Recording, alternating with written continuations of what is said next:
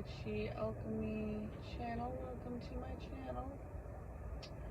And today I thought we would do a little quick video on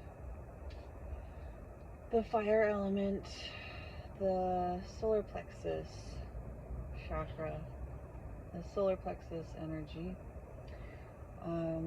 I've got 3 flames here. We'll see how we do with the scent on my end, but I just felt very called to pull up the symbolism here. And we're gonna go back to the beginning.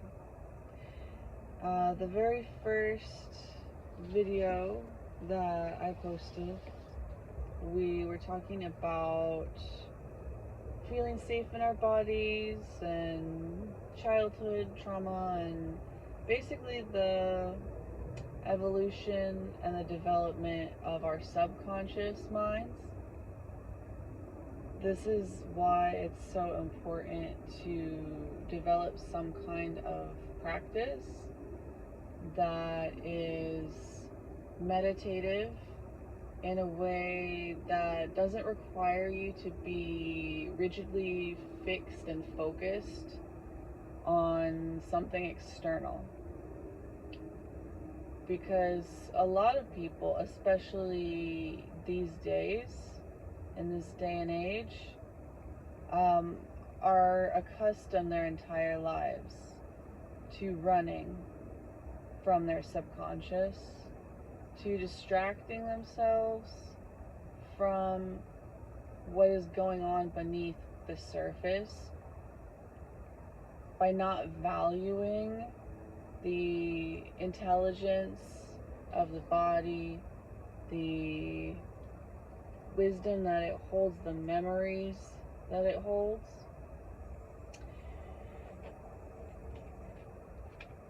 And one of the most common early memories that we would do our subconscious justice to by making time and space, giving our energy and our attention to the feelings that stored in our bodies through our earliest experiences of fear or safety,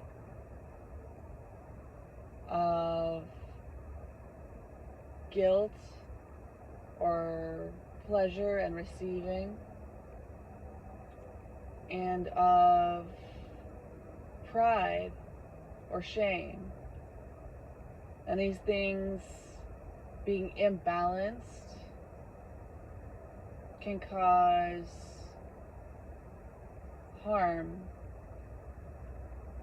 to others in your life if you don't address it, but even more importantly, harm to yourself. You are your first and last best friend, your most important influence in your life. It does not matter what community you're a part of. It does not matter what role models you look up to and try to model yourself after. If you do not have a deep and respectful relationship with your subconscious, if you're not there for it, regardless of whether it is feeling something you would classify as positive or something you would classify as painful and uncomfortable,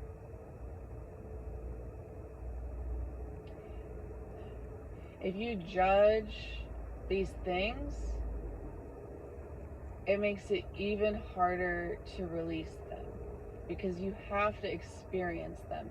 And that is why meditative practices are so important, so that not so you can run away from your problems and your pain, but so that you can create a safe container, so that your conscious mind can be like a caring parent, like a loving mother to your inner child, to your subconscious, to make sure that it feels safe and secure and comfortable to come out and express itself authentically, to have needs, to have desires, to have an identity. And when we are very young, if we do not have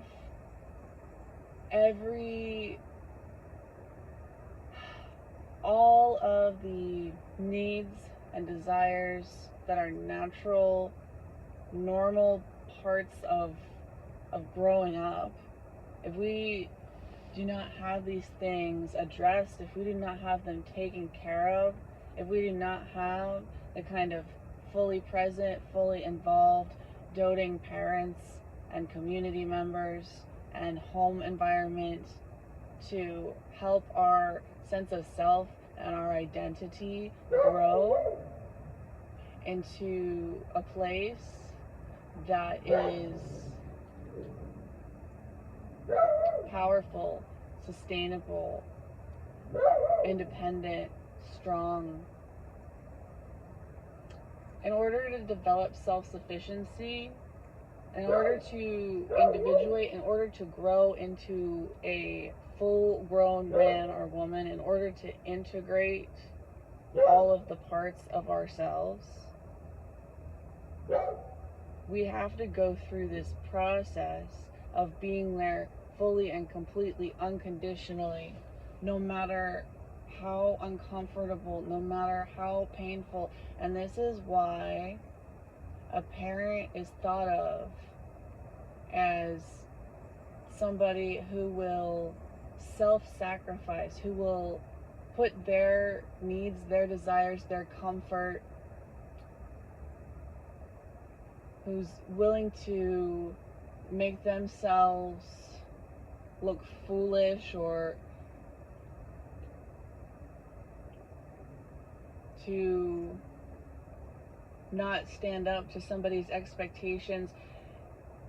A parent will do anything in their power to be there for their child's needs and desires as they are developing this sense of self, as they are developing safety in their bodies, as they are developing the feeling that they have the right to desire, the right to receive their desires, the right to process the needs that come up in community and family, in life situations.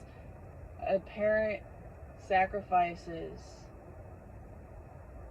and gives to their child in a way that would not be healthy or normal or acceptable in a fully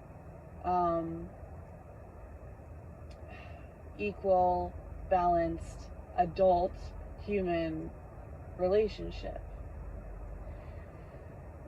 And that's only natural.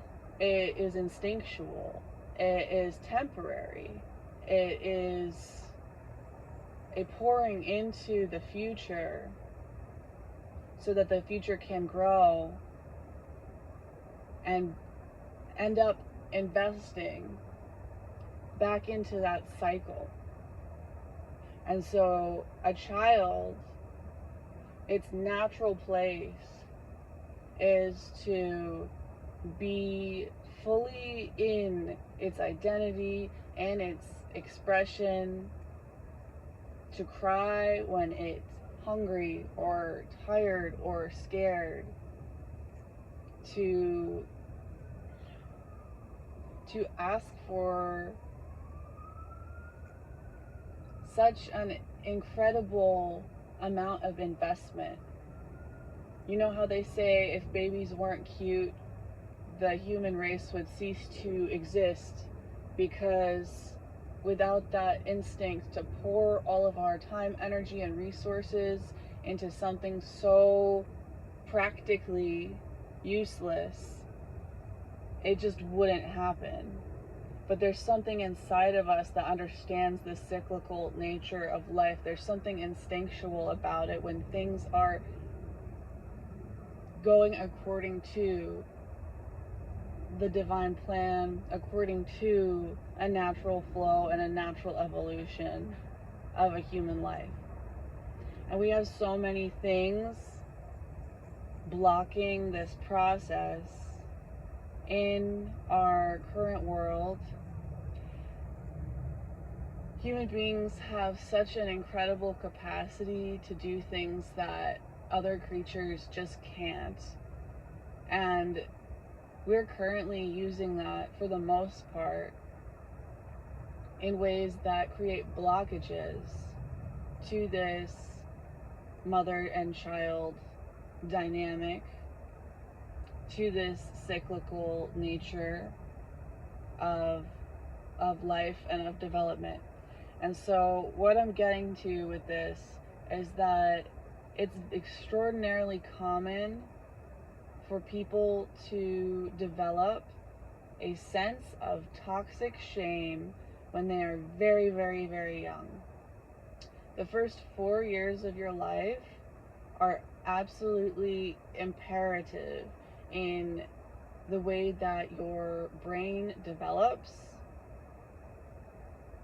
allowing you to complete further milestones emotionally and otherwise. And so this isn't a dig, this is just a important observation that we have to acknowledge before we can change anything and move forward. We have this toxic, malignant shame present in the majority of adults on this planet. And when you have a unhealed subconscious filled with toxic, malignant shame, you are not capable of becoming the kind of person, the kind of parent, the kind of community member capable of supporting a child's development in a healthy way. And thus the cycle of dysfunction and entropy just continues and repeats and intensifies. And it makes, you know how people talk about generational curses? This is the generational curse of our age. This is something that has compounded to such a degree that we have become one of the most destructive species on planet Earth, our home. And we're tearing it apart, we're tearing each other apart. And this is all rooted back to this toxic, malignant shame and this structure of a psyche that is established in the earliest years of your life. And it's not to say that these things cannot be changed and they cannot be broken and they cannot be healed, but it is gonna take such an intense amount of dedication, of faith, of belief that we can face the immensity of the pain that has built up over generations, that has been instilled in us by our parents and our communities and our countries, so that we can become whole and complete and grown, and the kind of leaders that can create a beautiful, regenerative, syntropic future for our species, for our universe, for our lives, for this earth. And if we don't do this, we will destroy ourselves before we have a chance to make it right. And I don't believe that that is what's going to happen. I just don't. But the fact of the matter is, there are a lot of people that don't understand how vital it is to create this sense of safety, to put yourself first so intensely, because they don't know what it feels like. Their parents were not willing or able to give them this sense of safety, to give them this sense of abundance. And when you have this sense of toxic shame, which comes from these two kinds of concepts we were talking about in the first video,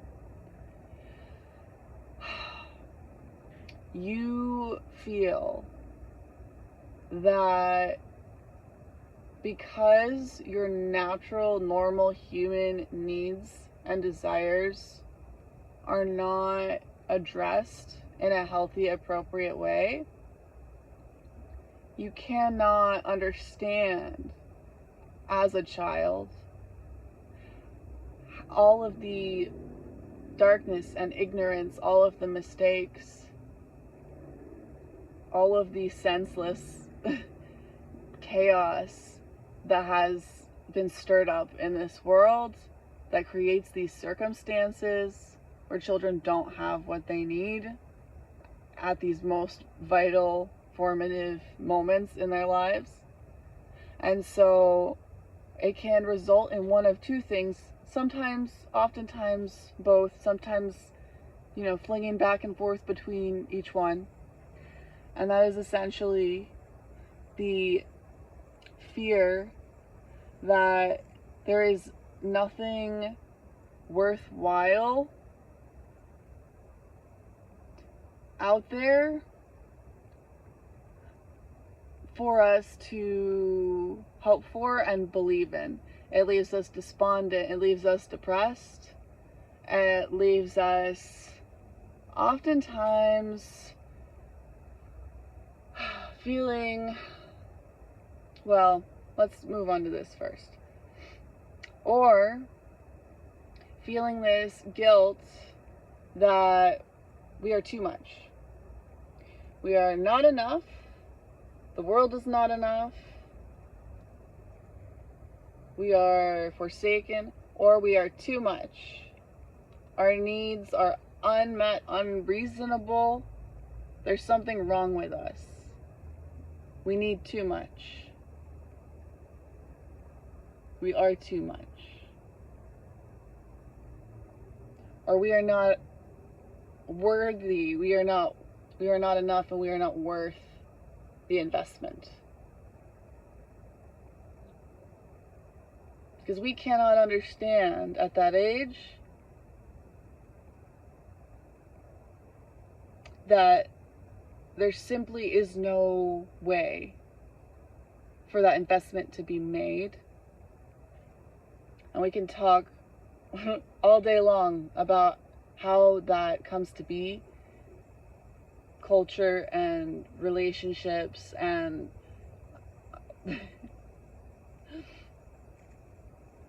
homes, and we could just talk about that all day. But that's not the point here today. The point is,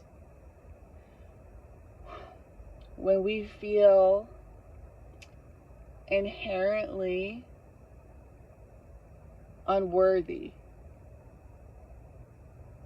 then we can go into this space of overthinking, hyperactivity, of scheming, of doing everything we possibly can to get our attention, to get our needs met. We have to sneak around. We cannot be authentic in our expression of our needs and desires, because that's not enough. Our needs and desires are too much, but we still need them and we still desire them. and we don't have the structures and the support to give that to us. And so we become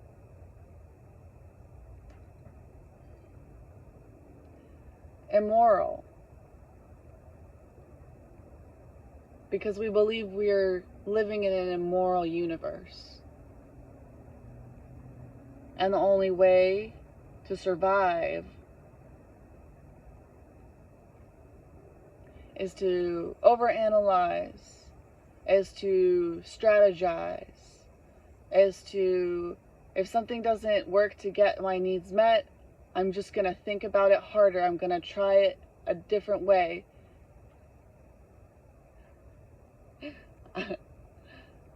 I have to play this game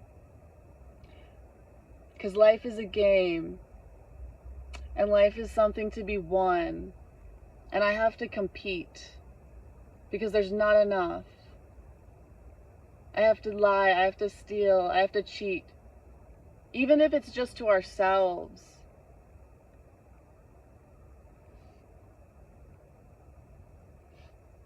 All right, on the other hand, there's not enough, right? But I don't want to go after and take what I need because I feel parentified. I feel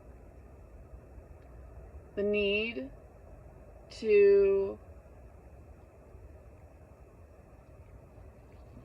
sacrifice myself because that was what was modeled to me. Maybe you had self-sacrifice and game playing as, you know, models, as examples of human behavior in your early life. And you might take one road or the other. You might kind of oscillate between them a little bit. And when you have a sense of toxic shame developing in you, you develop this intense empathy. But it's either an overly cerebral empathy, where everything's cognitive, where everything's about how does this person feel if I do this, then what results they're going to have, how do we play this game, play this system the most efficient, effective way possible to get things done the way that they need to get done. It's this distrust, it's this fear and this guilt. This is the belief that we are not good enough, that the world is not good enough. And so sometimes, some people, they give up. They say there's not enough for everybody. We don't have what we need. But I don't want to be a perpetual child like this. I don't want to be playing games. I don't want to be overthinking. I don't want to be filled with this sharp energy that cuts me and others.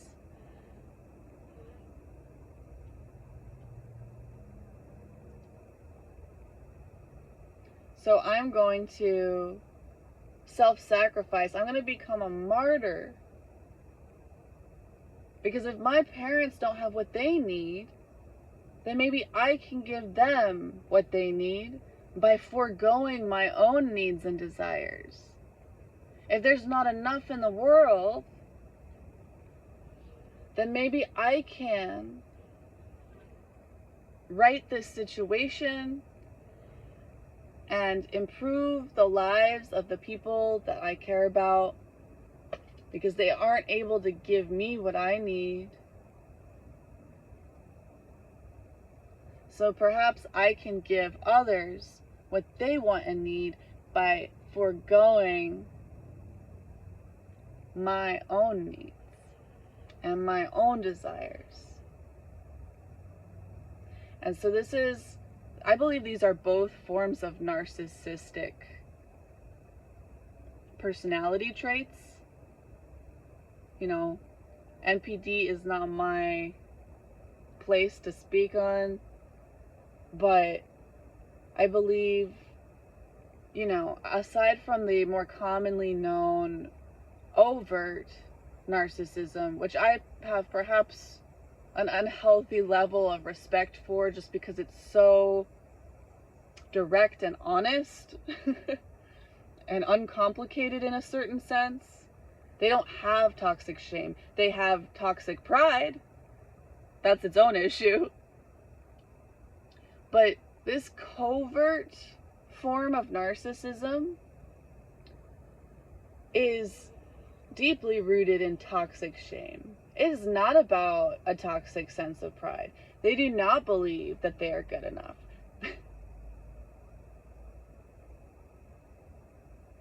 They do not believe that they are good enough. So they believe that they have to wear a mask,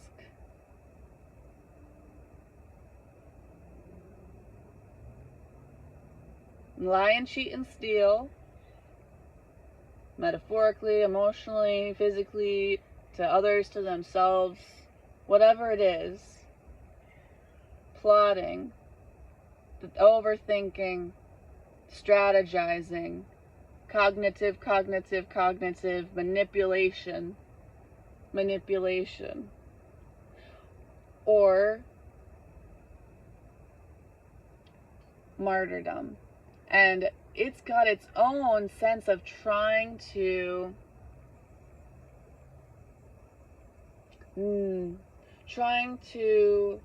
negate this sense of shame, this deeply held shame, by believing that you're a good person, that you're the better person,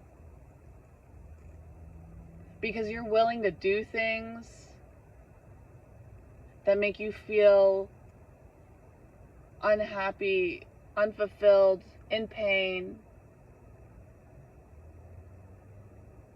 But that pain serves a purpose. And so I have purpose, even though I have this deep-seated sense that I am not good enough, was not ever good enough, and should not have ever probably found my way into the world. It would have been better off for everybody if I didn't even exist. So I'm going to prove myself as worthy to exist by lying and creating a mask. By covering up this unworthy person that you believe yourself to be. Or by shrinking and giving it up as if your existence were some kind of mask. Trying to get attention, or trying to avoid it at all costs. Trying to do the good thing in the dark when nobody is watching, so that you prove to yourself that you're worthy. Trying to negate this sense of shame that was never reasonable to begin with. And we need shame. We need pride. It's about balance. We need guilt. And we need to receive and experience pleasure. We need balance. We need fear. And we need safety and security. And to feel a right to exist as we are. We need balance. And when you have this extreme sense of toxic shame, you lose your ability to judge these things from a neutral, mature space. You lose your ability to know, is this sense of guilt something that I should be projecting onto other people, or something I should be taking seriously into me, or something I should be ignoring completely? If you don't develop into a space of feeling safe, of feeling receptive, of feeling proud of your existence, just for being here, not filled with guilt, not filled with shame, not filled with fear,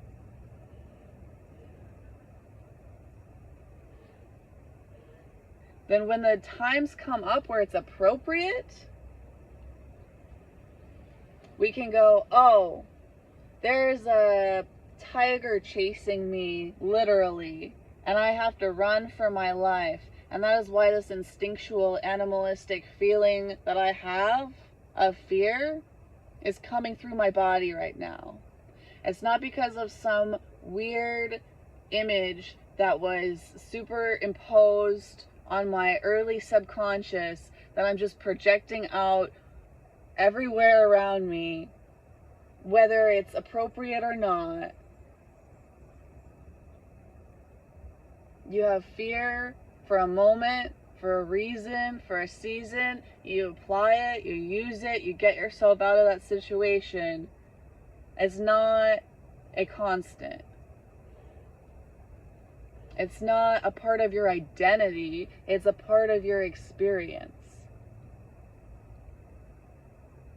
When you hurt somebody by taking an action because you were impulsive, because you didn't know any better, you didn't know it was going to cause that harm to that person, etc. That is an appropriate time to feel guilt, because you are responsible for causing an experience that was negative in another person's life. But if somebody is unreasonably projecting that guilt out onto you, and you get confused because you know that they're coming from an unbalanced and unreasonable place, as a mature person, you have to understand that and know that and be able to turn away that guilt.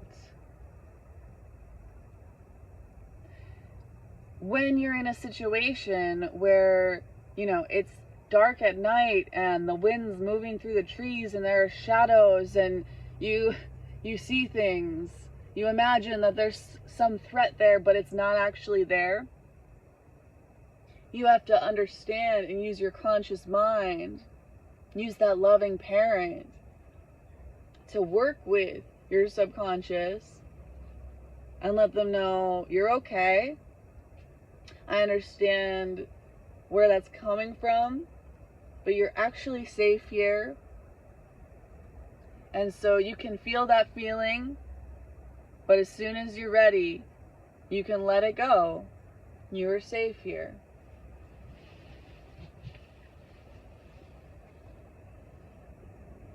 This sense of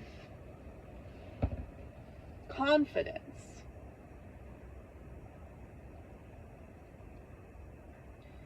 is so essential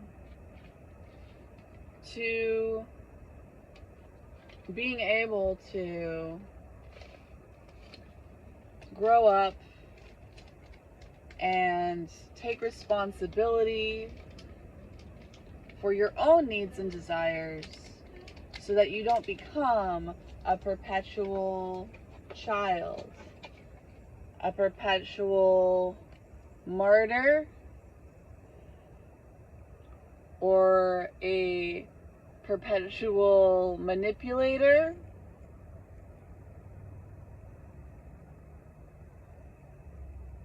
Because you're not wrapped up in yourself. Toxic malignant shame, actually, even though you're obsessing over other people, you're obsessing over helping other people, you're obsessing over tricking other people, you're obsessing over the world around you.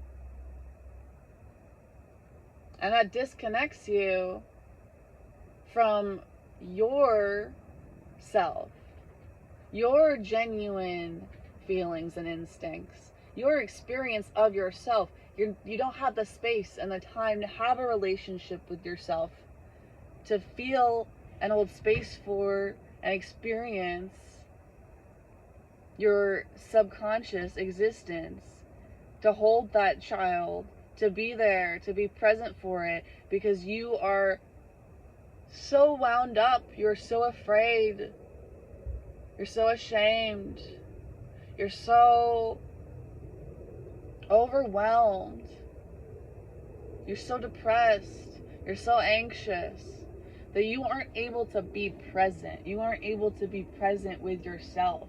And it is only through being present with yourself that allows you to move from a integrated heart space, from what some people like to call your higher self, your ability to make mature decisions is impaired, and it creates a vicious cycle because it impairs your ability to do what you need to do, and then that compounds the I am not good enough, I need to manipulate, I need to martyr myself. You don't need to do those things. You need to be there for yourself, because you are capable of making aligned, appropriate choices in the best interest of you and everybody involved.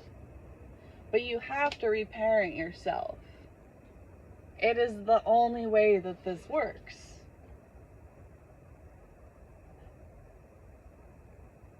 Or you're just gonna move from that space for the rest of your life. And it's gonna hurt you, it's gonna hurt others, it's gonna hurt you.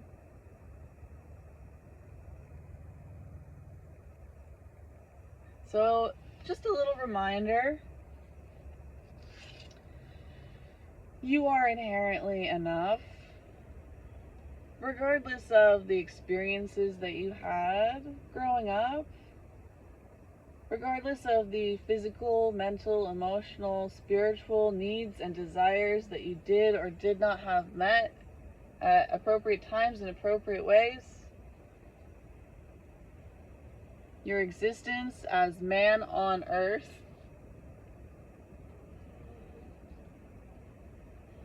means you have a right to be here. You have an intuitive connection. You have the full capacity to do and be and become anything you can imagine. And that word is so important there, imagine.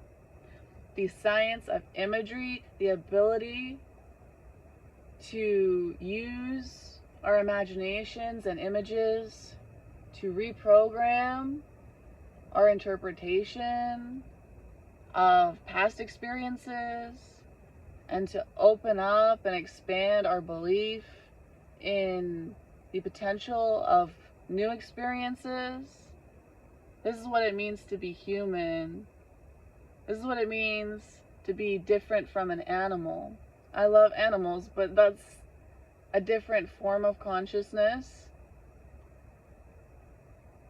It's got, pluses and minuses, pros and cons, drawbacks and and benefits to it.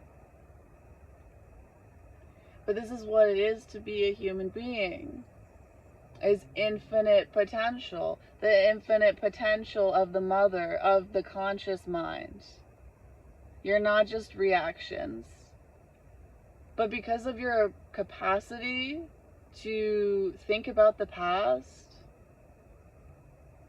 accurately or not so much, it doesn't matter. Reality exists in the present moment, in the now, in your mind. And so you can apply that to impacting the way that you view your past and process that and feel things in your body. You can apply it to the way you look at your future, the way you relate to your hopes and your dreams. That brings you motivation, that brings you will, that brings you pride, that brings you a feeling of safety, that brings you a feeling of security, that brings you a feeling of worthiness, that brings you a feeling of joy and abundance. You get to choose what you want to feel, what you want to see, what you want to do. And it's not easy, but it is simple. To get still enough and quiet enough to feel exactly what you're feeling, no matter how much it hurts.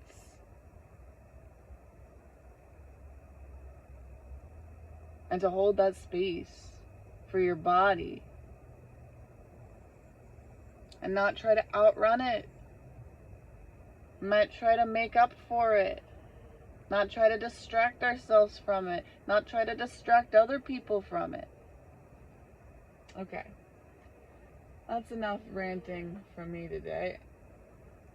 I tried to make this video a couple of times, and I was gonna do tarot on the go in a public place that it normally would work out, but there was just so much going on. Of course, it just didn't feel aligned. So, like my girl Reem says, I do a reading when I feel called. And isn't that appropriate to what we've been talking about today? It's about trusting yourself. It's about trusting your intuition. It's about trusting your capability. Without the need for validation from others. To get in tune with that, to get in right relationship between the mother and the child, between the mind and the body. Not one and the other, but a relationship. That's what the heart is. Not to get too overtly political here, but any environment where we have like a two-party system, it tends to be that one group is driven to negate their sense of inherent guilt of not doing enough for others, or the other way around, and the feeling that other people's problems are entirely their own and they should feel guilty, and it is their fault and their problem and their responsibility for why we have issues in our lives. And so there's nothing wrong with being a martyr in certain situations, or being manipulative or overly self-centered or overly concerned with others. Either way, there are times and places where this is appropriate. But when it becomes our entire identity and we get stuck on one of those ends, it disconnects us from balance. It disconnects us from the heart. It gets us stuck in our minds, in our mother, or in our bodies. in our self-centered child mind. And we are all of it. We are all of it. It's not about you being worthy or unworthy. It's not about you being good or bad. None of that matters. What matters is engaged, resourceful engagement with exactly what is in front of you from a place of self-confidence, from a place of love for yourself and love for others.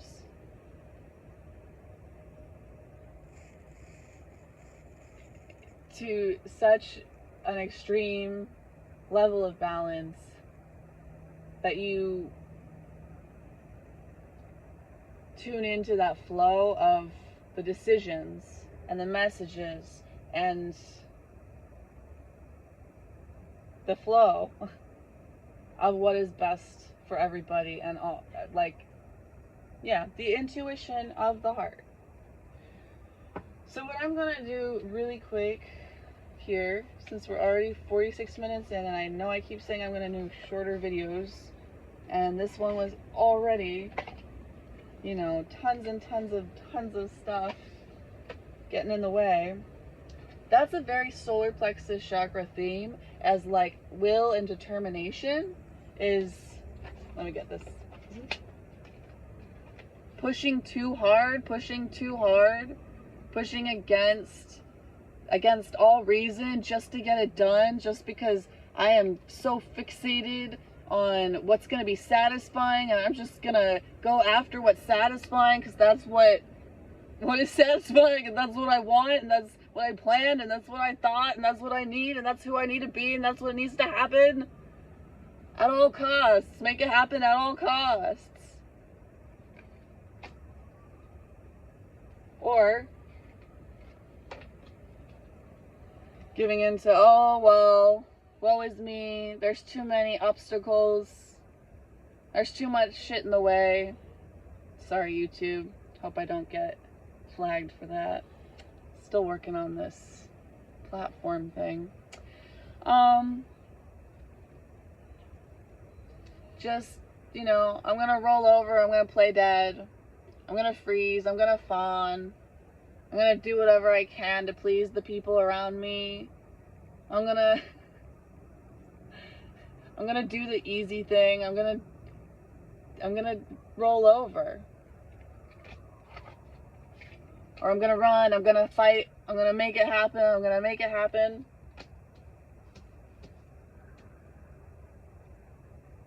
Both of these extremes, when you get overly dedicated to it, cause issues, and we have to find the balance. So I did not give up on creating this video. Circumstances were not perfect today. The temperature is dropping quickly, though I am in my outdoor studio today. Lots of things came up, but I still made it happen. But I didn't push so hard just to make it happen exactly the way I planned on exactly the day and time that I planned. This is what I mean by flow. This is something that I think we all could benefit a lot from exploring and learning more about not taking things so seriously, about playing with it. But that also means experiencing things as they come up. You have to experience this despondency, this depression. You have to experience this urge to manipulate, this anxiety. You have to see it and feel it and observe it from a neutral perspective, as if you were your own parent watching your child on the playground. Because there are very few situations where you're actually running from a tiger, where you're actually going to break a bone, where it's life or death. It's not life or death, but your body so often feels like it is life or death, because we are people who think about things in such a metaphorical, poetic way. We think about things so intensely. We overthink things so much. You see a little kid that's like in a healthy space, in their animalistic, healthy space. You see an animal and they run for their life. And then they shake it off, and they scream, they cry for like a few seconds, and then they skip off and do their next thing. We need to regain our ability to do this as a species for the sake of you, for the sake of me, for the sake of our grandchildren.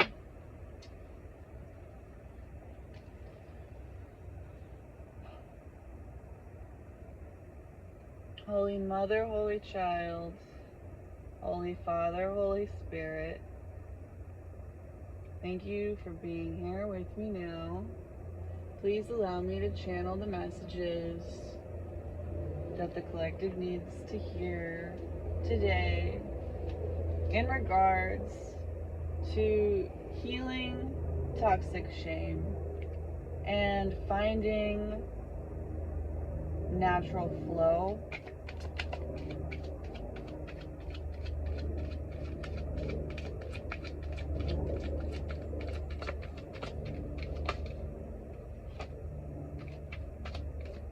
Okay, we have the Hermit. What was I talking about just a minute ago? Or wait, is that the Hermit? No, it's Death. Ooh, even better. Okay. So this is talking about transformation. This is talking about acceptance. This is talking about allowing ourselves the space to change, to admit that we've been operating from the wrong space in the past, and that we don't have to shame ourselves for being who and what we are anymore. It's a process. It's always been a process. It'll always be a process. But there are moments in that process of rebirth. And in order to change, we have to let those painful emotions wash over us like waves of the ocean until we feel like we're going to drown, until we feel like it's gonna literally kill us. Like, do not run, just, and then, if I feel this, and then what? And then, just be there with yourself. Learn to be strong enough to hold that space for yourself. Because if you run away, it's just gonna pile up. But if you embrace it, it's either going to kill you or make you stronger. And in order to go through a true transformation like this, to go through true powerful change, you have to risk it. You have to be willing to say, okay, well, what if it kills me? Is it still going to be worth it? Would it still be worth it that I took the risk, that I tried?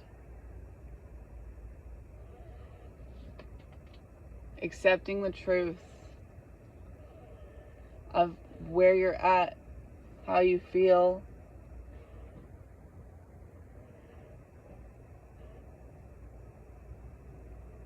Even when you don't feel strong enough. Doing it anyways. And that's where you can be reborn. And that's what we need. So if you're willing to do that, I thank you. But also, most importantly, your future self thanks you. As somebody who's gone through some death before, I can tell you it's worth the risk. If nobody's ever told you that before, if you don't believe it, maybe you'll take my word for it, maybe you won't. But if you don't, all those demons are just gonna keep knocking at your door the rest of your life. And do you want to continue to live in fear and guilt and depression and anxiety and martyrdom and manipulation? Or do you want to take a chance?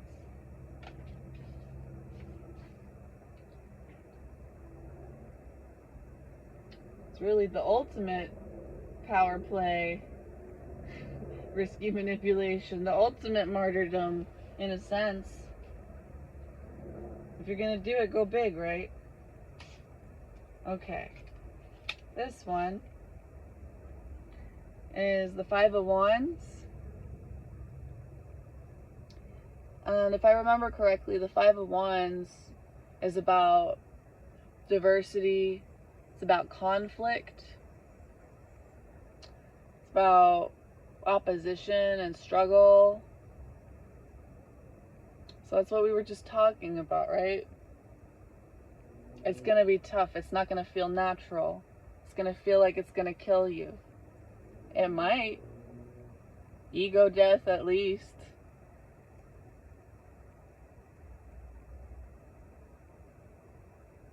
Sometimes people aren't going to understand. They're not going to like it. They're going to fight against you when you pursue it. Or they're going to take that pursuit in you as a challenge just because you're choosing to be different, to make different choices than they are. Right?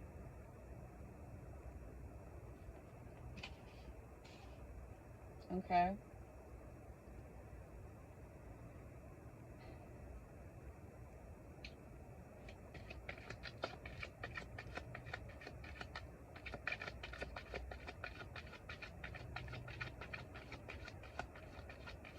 This is, in this deck, as the Herbal Tarot, the Death card is Elderflowers, and the Five of Wands is turmeric.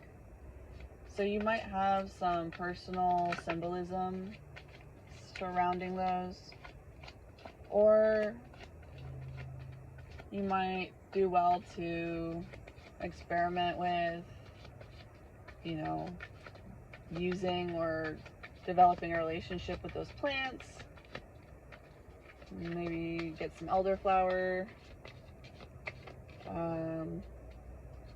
syrups, some turmeric teas. See how that feels for you. As always, go with whatever you're intuitively called to, you feel aligned with, using your own discernment. Everything that you hear here as only a confirmation of things you already know deep inside of your soul when you're in your most healthy, integrated moments of flow. The High Priest.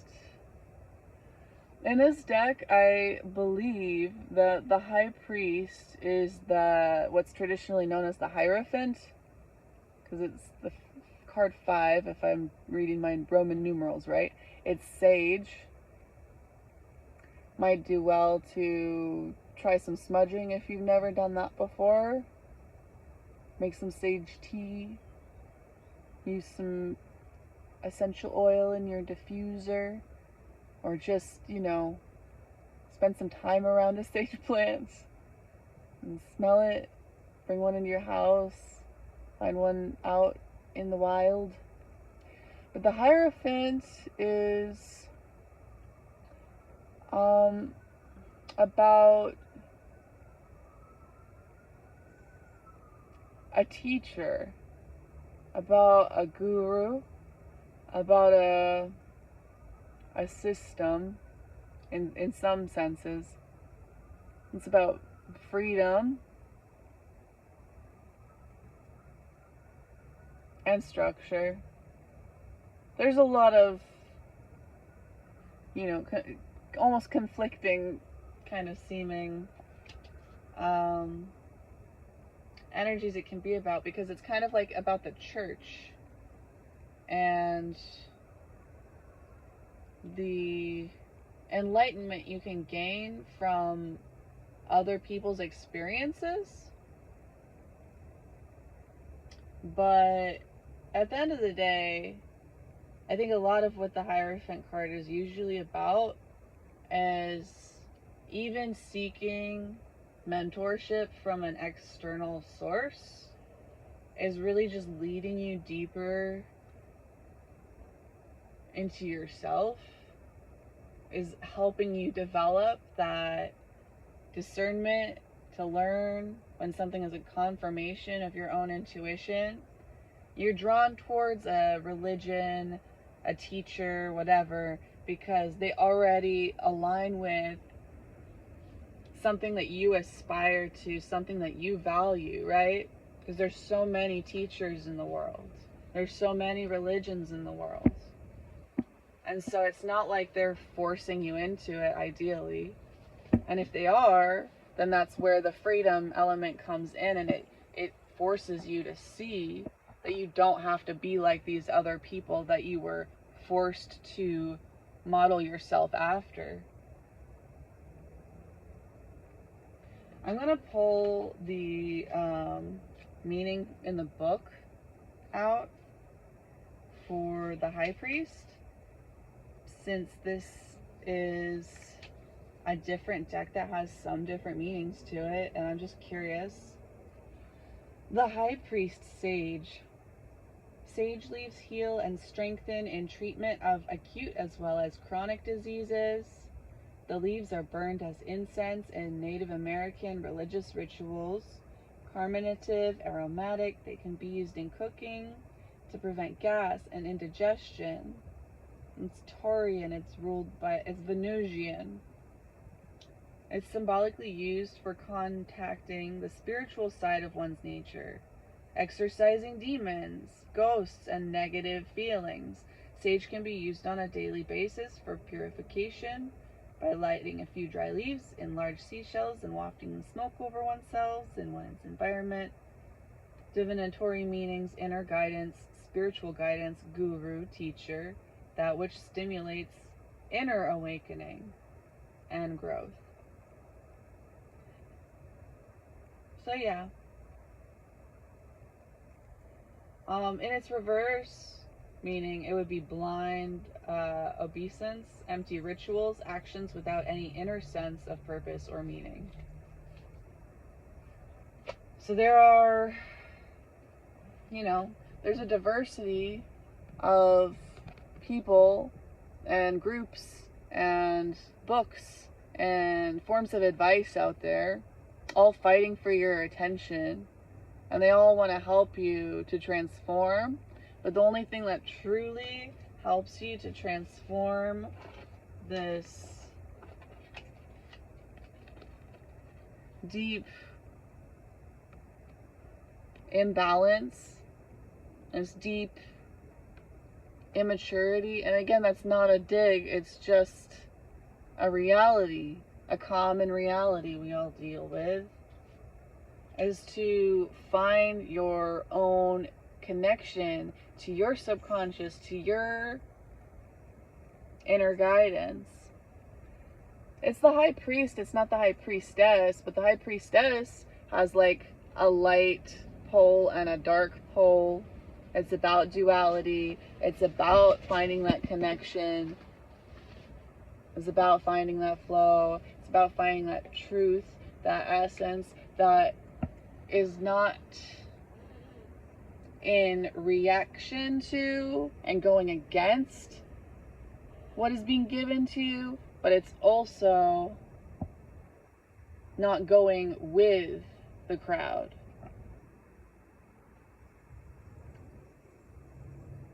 is finding yourself. And that's going to look different for all of us. So you cannot just go to one person and give over your sovereignty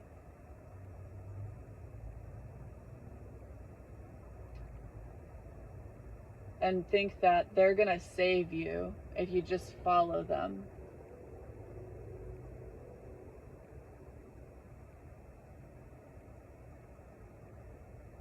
You got to save yourself now. It's going to be okay. I opened to the moon. I split the deck there.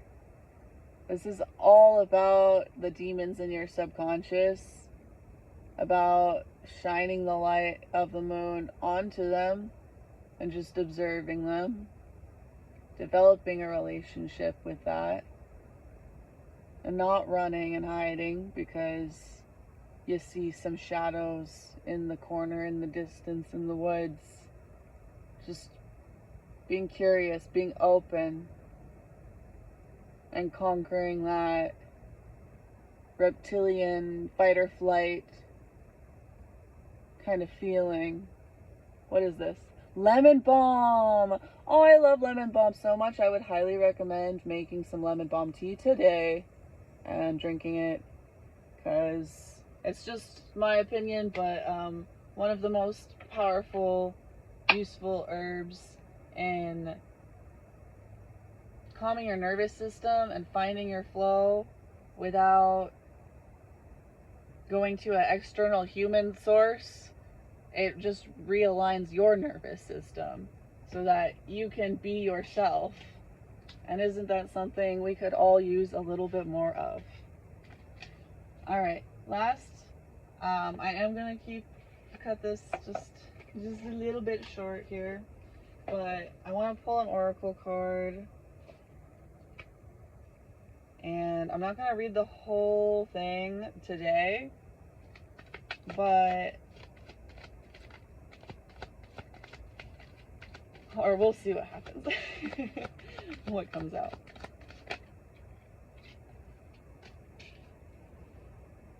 Stonehenge.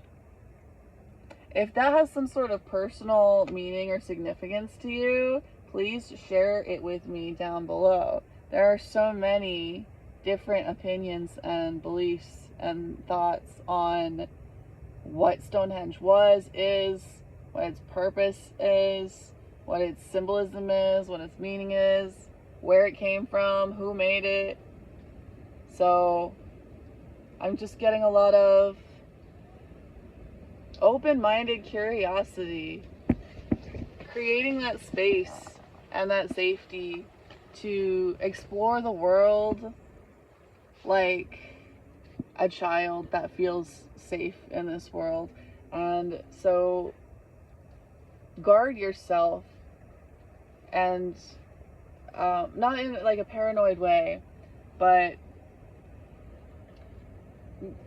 guard your pursuit of fulfillment, like we were talking about in that Leo full moon reading. Aggressively make it your highest priority. Be your most outrageously loving and present parent that you could possibly imagine, and just stretch and stretch and stretch your imagination more every day. And the more you do that, and the more you feel into what it feels like to imagine the possibilities of your future, and to release the guilt and fear and shame of your past.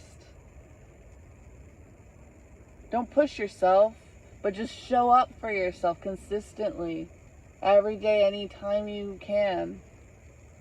All the time, energy, resources that you would put into others, trying to self-sacrifice, or all the time, energy, and resources that you would put into trying to get from others, Just get it to yourself. Forget about other people until you're in a place where you naturally attract the things that you want without this manipulation. That you naturally are overflowing and abundant to the point where you don't have to martyr yourself. Your cup is overflowing. You see the blessing right in front of you. You're not distracted by your disappointment and your feeling of lack. You see the infinite abundance and potential and possibility around you. And you're creating it, and you're drawing it in. You're receiving, and you're creating, and you're receiving, and you're creating, and you're connected to that flow, and you're connected to that cycle. And we can let go of this story that we've held on to for generations and generations. And we can heal ourselves. We can rebirth ourselves. And through rebirthing ourselves, we can heal Earth through birth.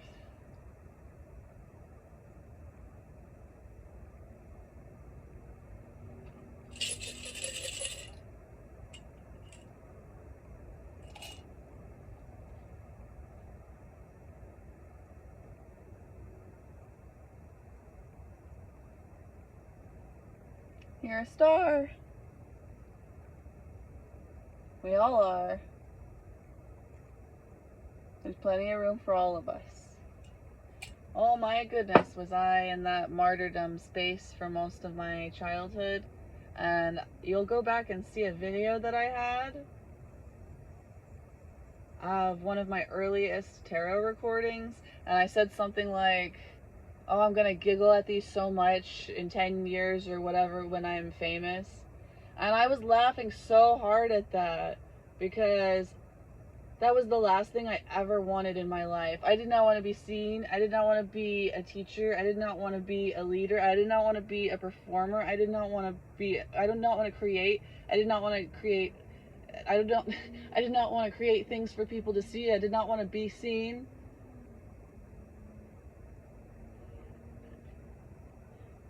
But you know how they say,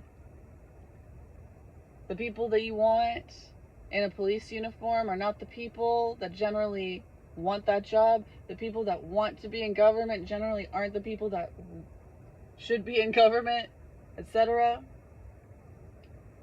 That's why, I think I already put it away, but the Hierophant, that's why we have to follow our calling, our inner purpose, our dharma, whether it's comfortable or not. Because if you ignore it, life will slap you around until you see what you need to be doing. And most likely it's not going to be comfortable, but it's going to be worth it. Okay, hopefully next week will be a little bit more organized, but, you know, we will leave it up to the flow of things. I will keep showing up, doing my best, and if this brought you some kind of joy or insight or feeling of connection or community or healing or renewal or inspiration, I'm happy to hear so. And if not, I encourage you to go out there and to continue to explore what is out there and what is available to you. No one person has the answers. But of all people, you have the most of the answers that you need. I really believe that. I believe in you. I trust your judgment and your discernment. I pray that you learn to as well if you struggle with that. I pray that that expands in you if it's something you're already currently working on. I love you. Thank you for being here. I'll see you next time. Ooh, I didn't do this today because there's so much stuff going on, but if you have any sound sensitivities, please turn down your listening devices in 3, 2, 1.